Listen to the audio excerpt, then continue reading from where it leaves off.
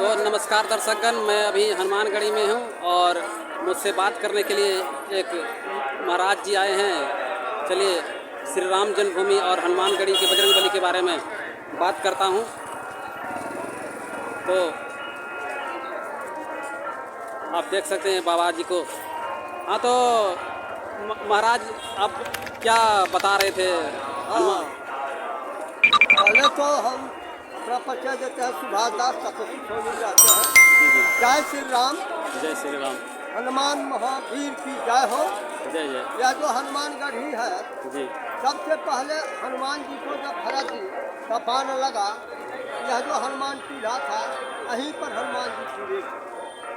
और जब गबन राम गबन अपने धाम जाने लगे तो हनुमान से कहे कि हनुमान यहाँ रह के अयोध्या वासियों की प्रजाओं की सेवा करो, यही हमारी सबकी सेवा है। तुम तो ज्ञानी हो, साकार रूप से हम राम हैं, हमको न दर्द होता है न कोई चीज़ का कमी है, लेकिन निराकार रूप में यह चराचर जगत है, इसी को आवश्यकता है, इसकी सेवा करो, इसकी सेवा ही हमारी सेवा होगी। इस तरह से हनुमान जी रह गए। तो हनुमान जी को यहाँ स्थान दिया गया, बनाया गया मंदिर, लेकिन घटनाक्रम में यह मंदिर टूट गया। इस एक किला के रूप में रह गया। किला पर भारत का एक सिद्ध ऋषि पुरुष रहते थे।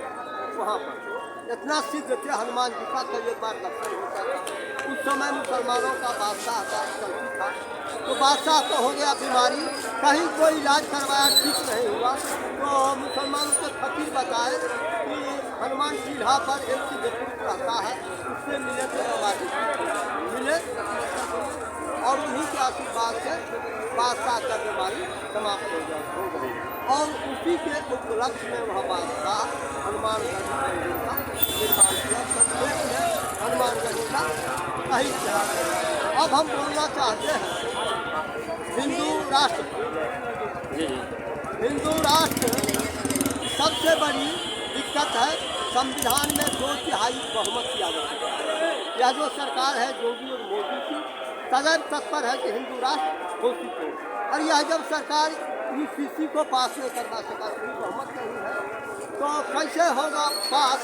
तो हम तो चाहते हैं कि यदि हिंदू राष्ट्र घोषणा नहीं हुआ तो हम आत्मदाह भी कर सकते हैं, लेकिन हम सरकार को सलाह देते हैं कि 2/3 बहुमत के लिए आपको 2 काम करना होगा। एक काम तो यह है कि प्रत्येक नागरिकों को कोई देश की दशा है, ऊर्जा है, 10,000 प्रति माह दे दीजिए, और वृद्धा पेंशन 3,000 कर दीजिए। और जो आदिवासियों में अत्यंत गरीब है, पिछड़ा है, जिसे न हिंदू का संबंध है, न राष्ट्र का, न धर्म का, उसके लिए आप 5,000 रुपया प्रति माह दीजिए।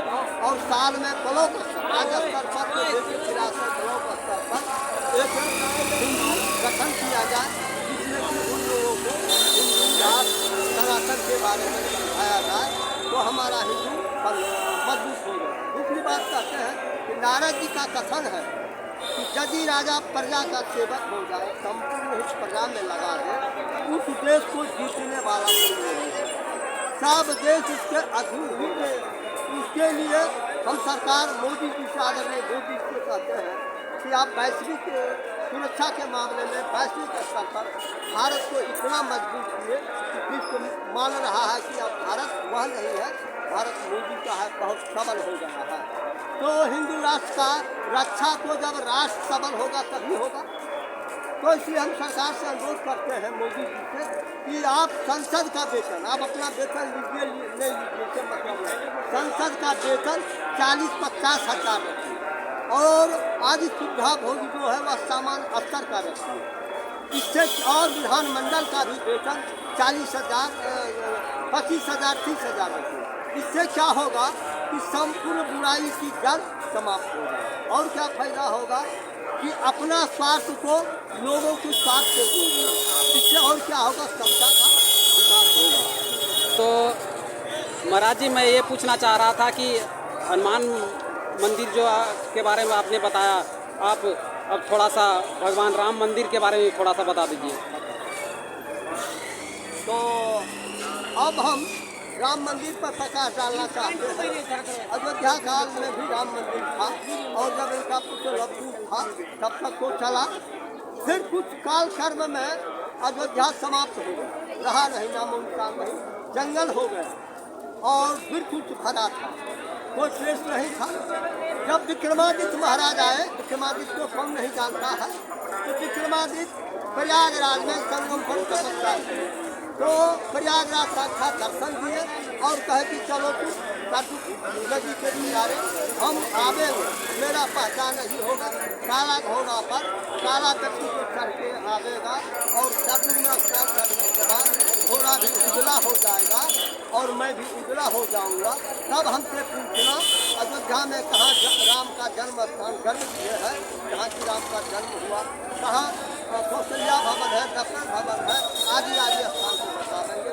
वहीं पर आए विक्रमादित्य और प्रयागराज आए, प्रयागराज जब स्नान पूरा हो गए और वही सब जगह घूर के स्थल बता देंगे विक्रमादित्य और उसी चिन्हा को विक्रमादित्य सब जगह महल स्थापित और राम भगवान का एक ऐसा महल बना है उसमें चंद्रकांता मणि लगा। तो जब औरंगजेब बाबर का शासन हुआ तो बाबर पूछा कि अरे भारत में 2 चंद्रमा है क्यों, विश्व में तो एक ही चंद्रमा है। तो उसका मंत्री बताया कि चंद्रमा नहीं है, राम मंदिर पर एक चंद्रमा बनाया गया है, उसी का प्रकाश है।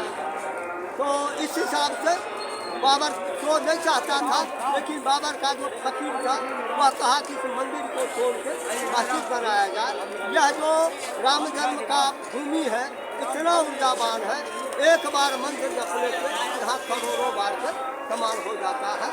तो इसी अर्थों में यह मंदिर तोड़ा गया और उस दिन से अंग्रेज के ज़माने में भी इस पर साधु केस लड़ते रहे। अंग्रेज कहा कि सबूतों से यह प्रतीत होता है कि हिंदुओं का राम मंदिर के प्रति आस्था है, यह राम मंदिर हिंदुओं का है। लेकिन हम विवश से फैसला कराने के लिए आज़ादी के बाद जो इतिहास को आप देखें 1990 और 92 में मंदिर तोड़ा गया और यह जो नागपुर सरकार मुलायम की सरकार थी और सुरक्षा के नाम पर हिंदुओं के आश्रम में साधुओं के आश्रम में घुस के गोली चलवाया। जो साधु भाग के नाव पर चढ़ के मुलायम सिंह गोली मरवा दिया, पानी में भी इतना नृशंस हत्या किया। उनके हत्यारे पर तो सरकार को चाहिए कि केस चलाना। साधु क्या कर रहा था, मान कर रहा था कि राम है। हम पूछना चाहते हैं कि हर देश का जो देवता होता है उस पर कोई केस नहीं करता है, वह सर्वमान्य होता है। तो भारत में राम के ऊपर 70 वर्षों सुप्रीम कोर्ट भी केस करता रहा, लगाता है। ऐसे सुप्रीम कोर्ट पर प्रतिबंध लगाना चाहिए और इसके लिए संविधान में व्यवस्था है कि सुप्रीम कोर्ट को सनातन पर, हिंदू पर, राम पर, सिख पर, हमारी संस्कृति की आस्था पर कोई टीका करने का अधिकार नहीं हो। और मामले में देखें जैसे सुप्रीम कोर्ट अभी जो है हमको लगता है कि हिंदू सनातन के विरोधी है, लेकिन राहुल पर जो फैसला दिया कि राहुल की फैसला ऐसा फैसला वो दे सकते हैं, राजनीतिक मामला है कर सकते हैं, लेकिन सनातन पर, हिंदू पर और राम मंदिर पर और कश्मीर जैसे 370 मुद्दा पर फिर सुनवाई करना तो सुप्रीम कोर्ट की बेवकूफ़ाबाजी है, प्रतिबंध लगना चाहिए। बोलना तो बहुत है, लंबी हो जाएगी। तो जय श्री राम, जय हनुमान। तो नमस्कार दर्शकगण, तो आपने अभी देखा ये महाराज जी हैं अयोध्या से। कौन अखाड़ा बताया आपने महाराज जी? हमारा नाम हुआ सुभाष दास और तपस्वी छावनी में हम रहते हैं। ये तपस्वी छावनी में रहते हैं। मैं हनुमानगढ़ी के पास हूँ और ये रामलला मंदिर की ओर जाने का रास्ता है। तो आपने देखा किस तरह से रामदास ने अयोध्या और रामलला के मंदिर और भगवान बजरंगबली के मंदिर के बारे में भव्य चित्रण किया, भव्य आदेश दिया, भव्य कथा सुनाया। तो आशा करता हूं कि ये वीडियो आपको अच्छा लगा होगा। तो अधिक से अधिक इस वीडियो को शेयर कर दें और इस चैनल पे नए हैं तो वीडियो को सब्सक्राइब कर दें और वीडियो को लाइक कर दें। धन्यवाद।